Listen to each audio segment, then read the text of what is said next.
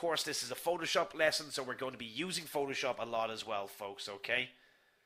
Now, I do hope at this stage that the majority of you are familiar with the toolbar and the workspaces that suit yourself. Hopefully you've created your own one. Today we are going to be dealing with the selection tools alone, okay? Now, they should be located on every workspace, especially if you've made your own custom one. And these tools will help us to cut out, to mask, or to adjust specific areas of our images. We can select specific pixels and we can adjust them specifically. So we have our Marquee tool, which starts with an M, okay, for shortcut is M. Our Lasso tool coming in here, folks, with the shortcut is L. And then we have our Magic Wand and our Quick Selection tool, where the shortcut starts with a W. Okay, so just get that in mind, because it'll definitely help. Now, as you can see, the Magic Wand and Quick Selection tool share the same shortcut. So this means that you may have to hold Shift and press W to get to the next one, or you'll have to manually go to the toolbar to get it, okay? But these are the essential selection tools that you will be using within Photoshop. Okay. Okay, folks, so have you been playing around with Photoshop in your spare time? Which of these selection tools are you more interested in? The Marquee, the Lasso, the Magic Wand, or the Quick Selection tool, folks? Quick type in there and we can see who the majority is. And as always, I'll try spend a bit more time on one of them. Trista coming in, Magic Wand. First person stance, Magic Wand. Lasso coming in from Peter. So it's a mix between Lasso and Magic Wand. Magic Wand with a Boylet there as well, who seems to be helping out. Okay, Magic Wand from Phil. Okay, so it's between Lasso and Magic Wand, but I think Magic Wand has won it. So I will explain Magic Wand a little bit in detail, folks, okay? Definitely will. Okay, now, so selections, folks, as I said, are indicated by what we call marching ants. They look like this on the screen on the bottom right here, okay? And the reason they're called marching ants is because it looks like marching ants in a row. Every selection we make will be indicated by these marching ants. So just remember that as well, folks, because the marching ants will be a question in the final assignment as well. So you've already got the answer there. What is a selection? How do we know it's a selection? It's the marching ants, okay? Now, I've got a few more slides that we'll get through, and then I'll just jump straight into Photoshop, folks, if everybody. So, obviously, folks, we've already done a lot with our tools in Photoshop, but what is the idea and what is the purpose of our selection tools, okay? Now, obviously, Photoshop can be a lot more precise, but if you look at an image like this, obviously, we can remove the background. In Photoshop, we can do it a lot nicer. But the idea is that we can remove backgrounds or people with selection tools, or we can replace them whatever way we want. Basically, we can be a lot more creative, right down to the finest detail. One of the examples is that we can quickly remove backgrounds. So folks, here is some shortcuts that I want you to take note of for your selections or today's lesson and the next lesson, because they will help with your image composites. Obviously, we have M for Marquee tool, L for our Lasso, W for Magic Wand, and obviously our Quick Selection W as well. The Move tool, Phi, and make sure this is going to be helping us transform. Duplicating, so we can deal with our layers, Control J or Command J. And we obviously want to deal with our masking. Our brush tool is B for when we're doing our masking. Hopefully everybody understands at this stage that white is to reveal and black is to conceal. And we're going to look at our adjustment layers again today. Okay, so I'll leave that on the screen for a second, folks, and then we're going to jump straight into the Marquee tool. 4 different types, folks. I honestly could waffle the ears off you all on each tool, but I think it's best just to cover the main points and demonstrate it in Photoshop. So we've got our Marquee tool, comes with a rectangular marquee, a elliptical marquee, a single row, and a single column. Now, single row and single column are for picking up single rows of pixels. The elliptical and the marquee is what we're going to be using today. Okay, so let's jump into Photoshop straight away, folks. I think this is probably the best way to go about it. And I'll open up an image here. We're going to go to our lesson 5 images. Perfect. Okay.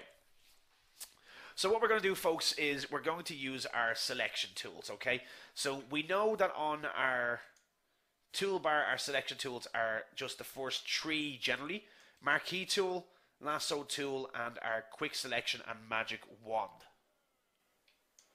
Okay, Wilson's coming in with waffle. Waffle is a term for talking too much, Wilson. It must be just an Irish thing. I thought that was a universal colloquial there.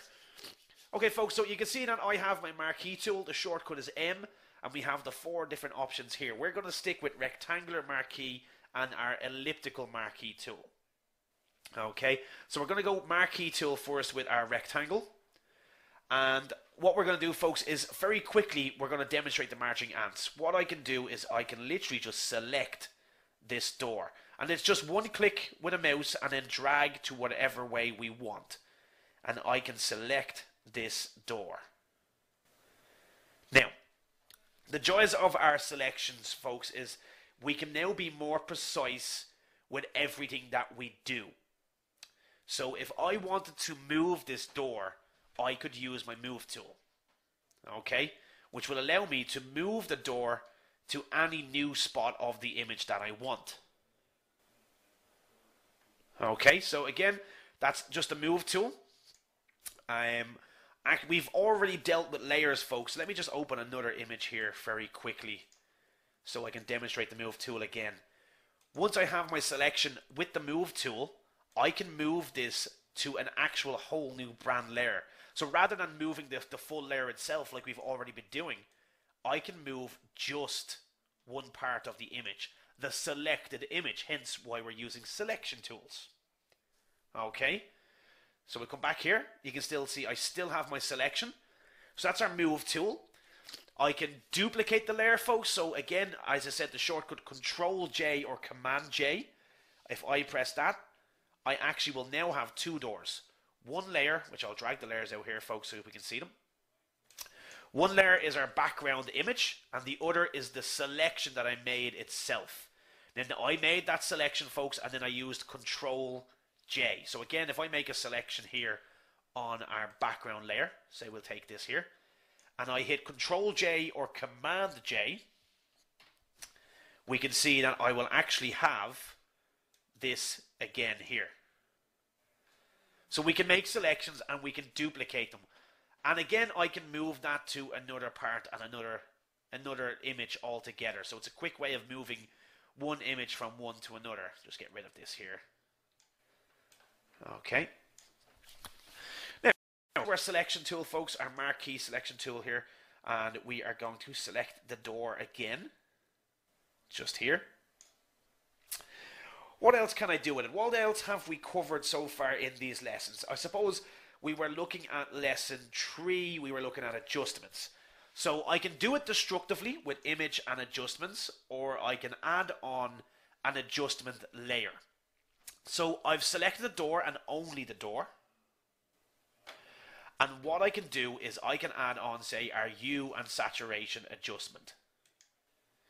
This will give me the same properties as we expect, but rather than changing the entire image, we'll only affect where our selection was. So we now have a yellow door instead of a blue door. If we look at our layers, which I'll drag over here, folks, so we can still see the properties. If we look at our layers here, my adjustment comes with what we call a mask, something we've already touched on. And we can see the black and white ratio in here. So the white is to reveal, and the white is now my selection. So we can do whatever we want with this, and it'll only affect the area that was selected. Can I resize the door? Sylvia, I can resize the door if I want. So again, I would make a selection. Okay, like so. I would duplicate it with Control J. And then I would press Control T, or I'd use my move tool and my show transform controls. And we can resize the door. And we can have a little door over here for your children, you know, little mouse door maybe over here instead. And we have 2 doors. So I'll turn off my show transform, and we now have 2 doors in the actual image instead. So yeah, you can resize with Control T. There's a lot, basically folks, everything we've learned so far, selections are just going to let us be a lot more predictable with it. So if I wanted to, folks, what I'll do is, I'll actually take this image here. I'm going to remove the background, and I'm going to actually just drag this image and place it in here. Okay, we'll move it behind the original background, so we now see the door. Now let's remove our adjustment. Oh, that's not what I wanted to do.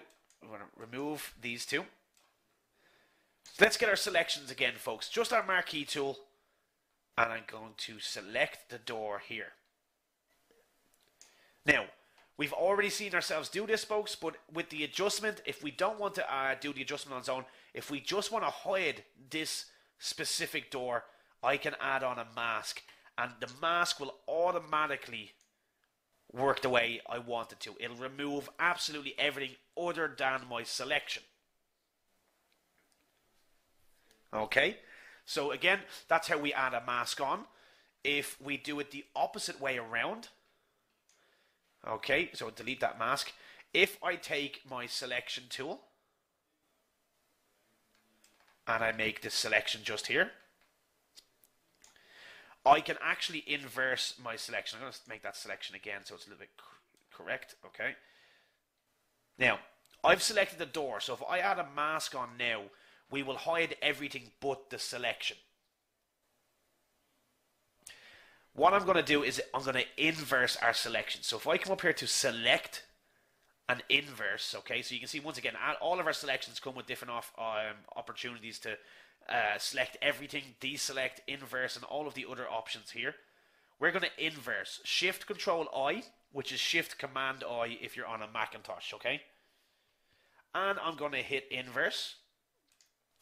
Now, can you see the difference in the marching ants? We have marching ants on the outside and marching ants on the outside of the door here. This means that I've actually selected all of this area here instead of the door. We've inverted the selection, so we've selected everything that is opposite to what we originally selected. So what we're going to do with the invert is, and Candice is coming in here with the invert, so she knows exactly what's going on. Once I add the mask on, it will do the opposite. Okay, so we come down to this layer and we'll just move it around. So we'll place it bang in the middle here, or we can come down, have it like that. More road than anything, whatever you want. And we've now technically made our first image composite. Guidelines again, not a problem, folks. I'll very quickly show you how to get guides. So you just want to go to View, and you can set up new guides. But if you go into Show, you can literally show your grid or your smart guides in here, okay? You can also turn on rulers if you want. Who was asking about that? Adri, okay. So folks, that is your selections. Again, it's all about using selections for whatever image you're using, but we can pretty much do everything that we want to our images, to specific pixels, basically, from what we've already learned. So we've already learned how to use layers, how to mask, and how to adjust. And all we're doing now is refining the selection, the area that we want this to apply to. So again, if we need to make a selection to specific areas, what I'm going to do, folks, is I'm just going to delete that mask again. Just drag it down there. Say I select half of here, and we know it's not enough. I can come up and use the options here. We have select, add, subtract, and intersect. So the add will allow me to add onto selections that I've already made. So if you need to make more selections, we can do so. As you might expect, if we overdo it, we can subtract with this option here, which will allow me to subtract from the selection. So now we have subtract this part. So some objects aren't as easy to pick up on. So you will have to use your cunning, and you will have to use selections and different selections again and again within each other. So any selection tool that we use, Marquee or Lasso, they can actually be used together. So not one selection is the answer. You actually have to use all the selections together to get the best out of it. Caluso, yes, shortcuts, Shift and Alt will do the same thing. So if you hold Shift or Alt, it will swap in between them, okay? Good call there, Caluso. Okay, perfect. Okay, folks, so that is our Marquee tool, okay? I don't want to go too mad into it. We're going to be using these tools again in our composites anyway. But let us actually open up another image here. Okay, so again, I'm going to stick with the Marquee tool, folks, but what we're going to do is I'm going to show you how to draw a square. So here's our rectangle, okay? And you can see if I want to draw a square, it's quite difficult. Okay, there's a square there, but what if I want to get a smaller square? You can see that the proportions get pulled out. If I hold Shift, okay, so here is rectangle. The minute I hold Shift, it will make a perfect square. So holding Shift will allow you to make a perfect square. Okay, now, the reason I show you that, folks, is because we're clearly dealing with a circle here. So if we come and get our Elliptical Marquee tool, works the exact same way, folks. We can make rectangles, we can use the add to add into it, we can use the subtract to remove from it, and we can use the intersect to find the in-between place, okay? But what we want to do here, folks, is we want to make a perfect circle. So back to shortcuts, okay? We can do exactly what you're thinking. We can make the perfect circle by holding Shift. And then we can make, it's not a perfect circle, but we can make our selection in here anyway. And you can do the exact same things that you want to it. We can press Ctrl J and we can duplicate it so we have a clock face. Okay. We can come back, and again, folks, we can use our move tool to drag it to a new image and place it wherever we want. Same way we've done it before. We do all of the same things that we wanted to do. We can add on adjustments, so we can make the clock face black and white, say, just the clock face. The rest of the image is colored. We can mask if we want, so we can just add on a basic mask. We can invert with Ctrl Shift I and then add a mask. We can do exactly what you think, folks, and again, it's all the same stuff that we've learned again and again. We can adjust, we can move it, we can mask, and there's a lot more we can do with it. In terms of actually selecting circles, I do have an easier way, which is how to select it. If it's a perfect circle, which this is not, but if it's a perfect circle, you can find a middle place. And if we start drawing, you can see that it starts to draw the circle or the ellipse from where we've actually chose the point of selection, okay? If we hold Alt, which is Option on your Mac, it will actually draw out from the center point, from the point that we clicked. If we hold Shift, it'll make a perfect circle as well. And of course then, folks, we can come in and this icon will allow us to move the actual selections around. So like, I can move my selection over here. And that's just using the Marquee tool. So just make sure that you see this icon. Once you hover over the marching ants, the icon will change.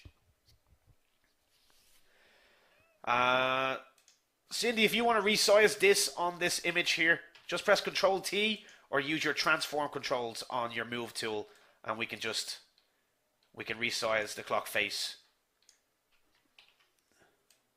Oh, we can resize it here anyway. Okay, so it's just show transform or edit and transform, Ctrl T. Alright folks, so before I move on, is everybody okay with our Marquee tool? Again, just to get the idea that all of our tools work basically the same way, but it's you need to know them moving into our image composites. So I'm going to move on to the Lasso tool if everybody's alright.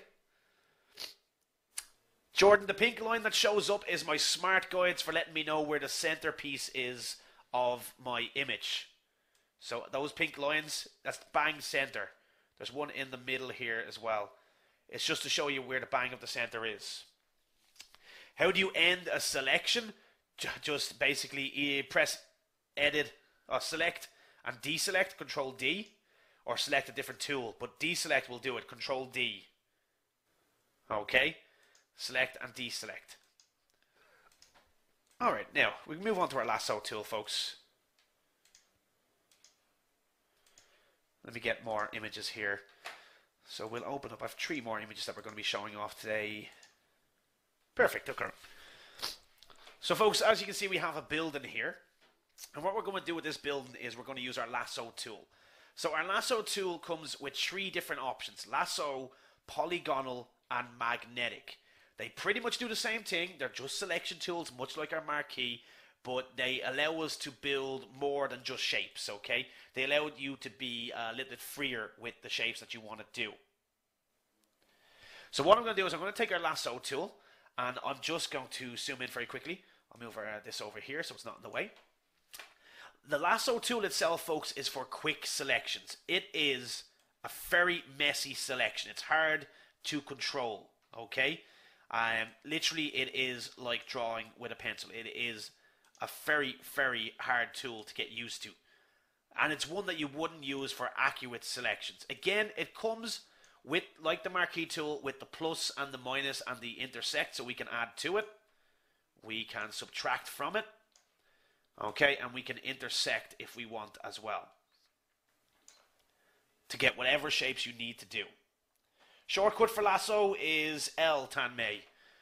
Again, keep in mind, folks, that these work well together. So if we get our marquee tool, we can use the marquee and the lasso together. Okay, again, we can subtract from them as well. Whatever you need to do, and then Control D to deselect. So let's grab our polygonal lasso tool. This works on a point-to-point click. So rather than being restricted to a square or a circle, we can click and draw whatever style we want with straight lines. So we can click in here, come over, click again, come down, and we'll just follow the outline of the building very quickly. And when you're finished clicking around the building, we'll just come back here, and you can see that my icon here, folks, okay, changes from the normal lasso icon to have a little circle on it. This means that we are going to basically select the entire area now. And there is our marching ants. I zoom in very quickly, folks, because I can see a few people asking about it, using the Control and plus and minus. You can set your mouse wheel up to do it, or you can very quickly come over to your zoom tool, up to yourselves. But Control plus and minus or Command plus and minus is a very nice way if you get used to your shortcuts. Alright, folks, so we've made our selection. We know what we can do now. We can duplicate, and we can have 2 buildings if we want, okay? We can transform that building, so we can like rotate it, do whatever we need to do. We'll just attach it to here. Okay, hit OK. And now we've got 2 buildings in the same shot. If we go, I'm just going to step back and get our selection again. We can mask. So again, folks, we can come in, add a mask on, and hide the image. We can move it from one image to another, like we've kind of done before. Okay, if it needs to be done. We can come in and we can do adjustments. So again, if we want to change the color, or if we want to make it black and white, if we want to do whatever we want, if you just want to fix the brightness and contrast, we can do that as well. Okay. The joys of it is that every selection will work the same way. It's just a way of defining the area that you now want to work on. Okay. I'll very quickly show you the magnetic lasso tool again, folks. Magnetic lasso tool works on what we call edge detection. So it picks up on the colors in between. So with an image like this, there's a lot of very familiar colors, a lot of blues in here. So what we do is, rather than actually having to go point by point, as we move, you can see that it plots its own points based on the edge. So between the white and the blues here, it knows that this is a different object. So I actually only have to click once and then just move my mouse around the object. Now this works really well for some items, and it works horribly bad for others. You also need to go at a slow pace, because if we go fast, like I will now, it will mess up, okay, because there's very familiar colors in here. And we can close our selection. The joys is, again, folks, is that we can add onto it. So we can pretty much just come in here and fix any selections that we want bit by bit by coming in here, or by using our quick lasso, or by using the polygonal lasso. Okay, it's a nice way of adding on to your selections. So it's all about understanding where each selection comes from, understanding the pluses and the minus, and exactly what you want to do with it. So here's a minus. Oh, that's a plus, is it? Okay, we'll use the minus again. So we'll just come down and we'll fix this. And you can see that we can affect how we change it. Okay. How do you undo, edit, and step backward? Alt Control Z. Control Z will only undo once. Alt Control Z will keep undoing. The magnetic one is a very hard tool to deal with, okay? But it's nice to know that you have it there because it will help sometimes. Simming, it doesn't choose the colors, it just knows the edge between it. Okay? Alright, so what I'm going to do, folks, is I'm going to jump into... the lasso tool, again, it works very similar to our marquee tool, folks. I don't think it needs much more explaining. Is everybody okay with that?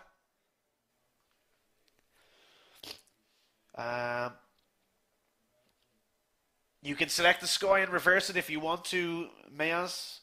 Lots of yeses coming in. Okay, perfect. So, again, close down some images and we'll move on to this. So, folks, what I'm going to demonstrate with this image is the quick selection tool. The quick selection tool is one of my favorite.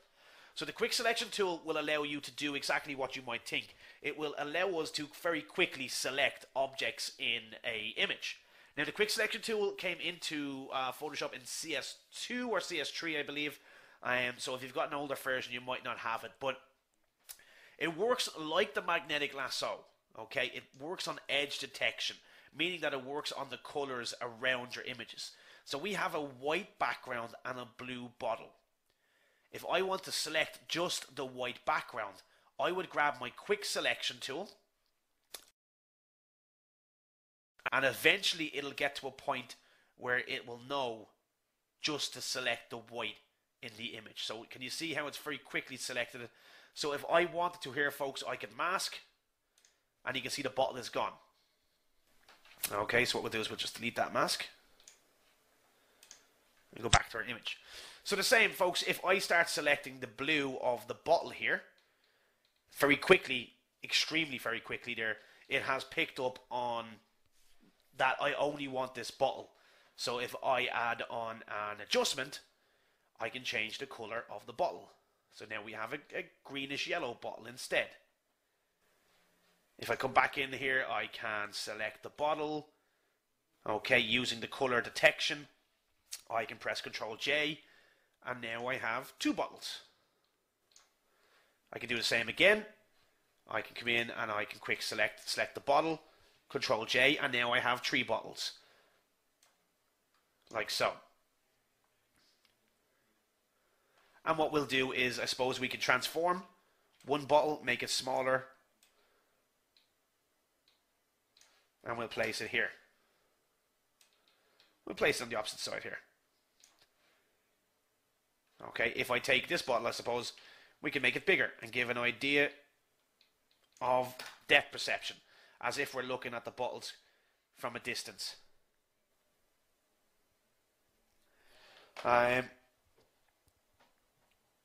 If you want a smoother edge, we're going to be dealing with that, Lou, in our next actual lesson, which is the select and mask option.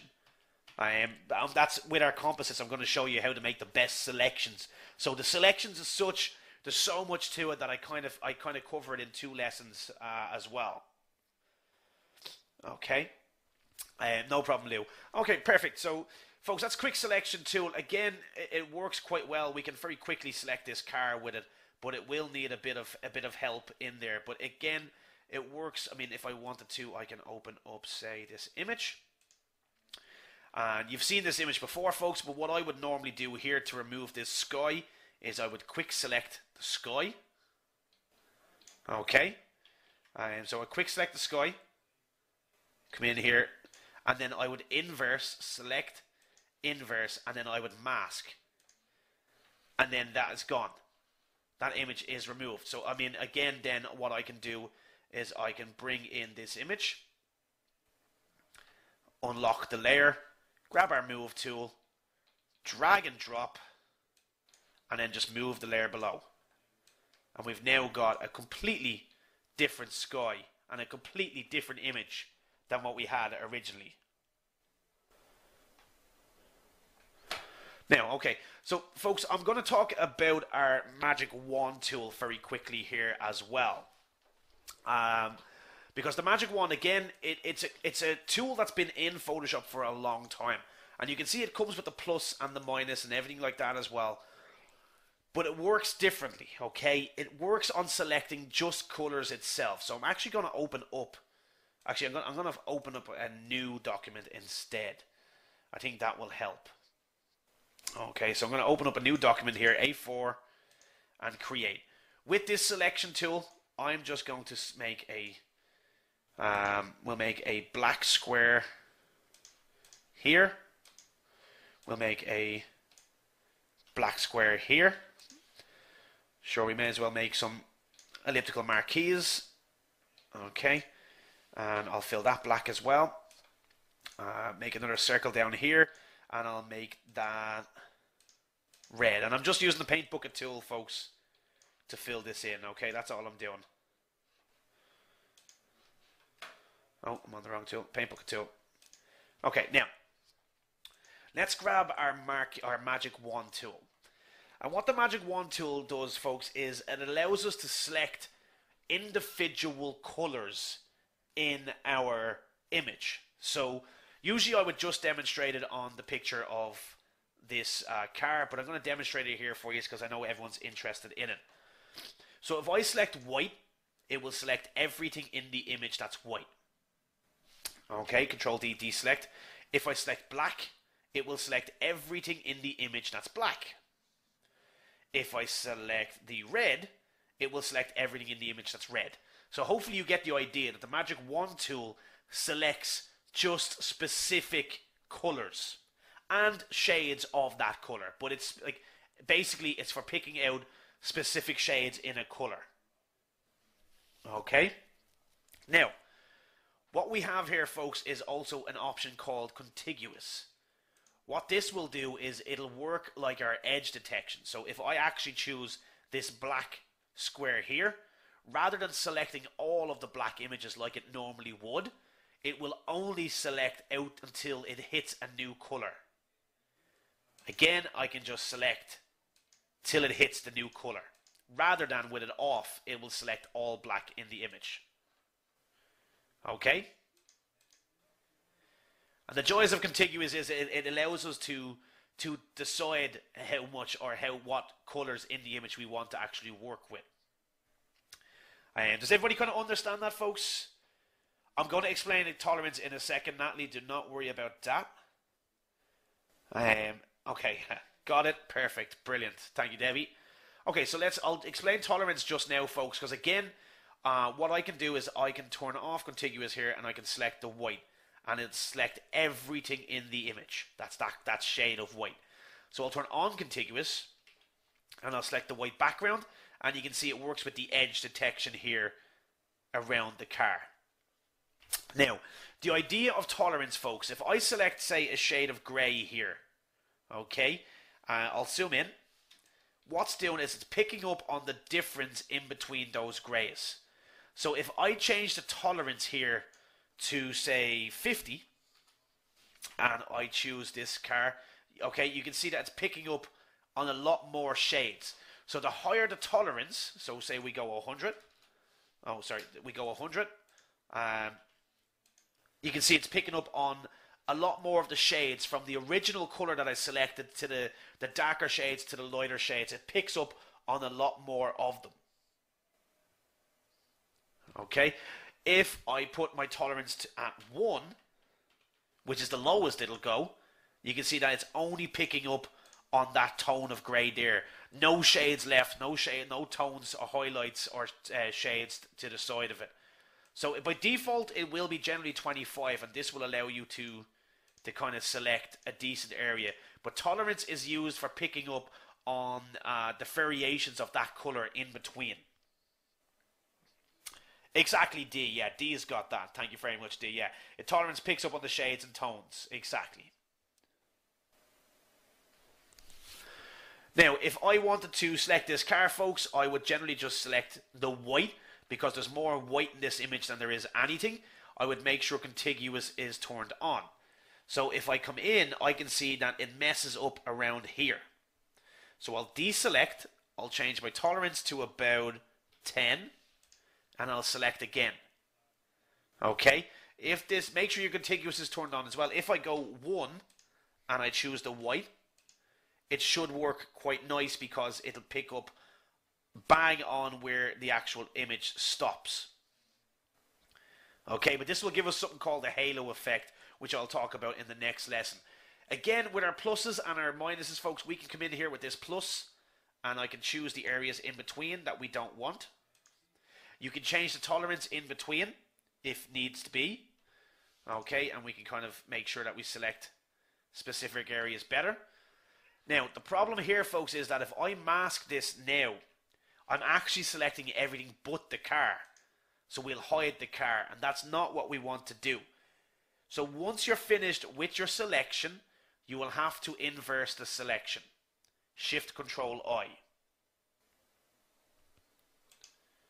Okay, now if I add a mask on, we've got just the car, which will allow me to move it to other images. So I suppose we'll place it in here. Let's move it up here. And here's my car on our actual image, driving down the road there for us. You can transform it, angle it whatever way you want. And there's a lot more to it which we'll look at when we're making our image composites, like adding in shadows and removing what's called the halo effect. So you can still see the white around here, folks. We're going to learn how to remove that in our next lesson as well. Quick Selection makes selections based on color and edge detection. Alicia. Edge detection, okay. On the wrong side of the road, depends on where you come from, Julie. We drive on the left over here in Ireland. In our next lesson, folks, again, what we're going to be looking at is how to remove that halo effect, which is obviously we're going to use what's called select and mask option. It allows us to basically shift in specific edges of the image and everything like that. There's a lot more to it, but we will be going through this in detail. Okay, and then that will actually allow us to make much better selections than the original image. So if we look at the difference between these two cars here, one has the white halo effect and the other doesn't. I've done that quite fast, folks, but that's a complicated procedure, so I want to go through it in great detail in our next lesson. But we can remove that quite easily in Photoshop, so I wouldn't worry about that at all. Tanmay, you can use the pen tool if you wish. The pen tool is a little bit more complicated, and some people love it, some people hate it. I show the pen tool in the advanced, but I won't be showing it in today's lesson. Okay, and don't worry, folks. Of course, there's a lot to cover today. I hope what you took away from it is that basically all the tools work the exact same way, with the majority, with the exclusion of the magic wand, I suppose. But they all do basically the same thing, and they all work together. That's the main thing that you need to understand that. And yeah, Rebecca, we're going to be covering shadows as well. Do not worry about that as well. I know that most of you have been excited about this competition since lesson 1. I'm asking us huge amounts of questions. The amount of emails I've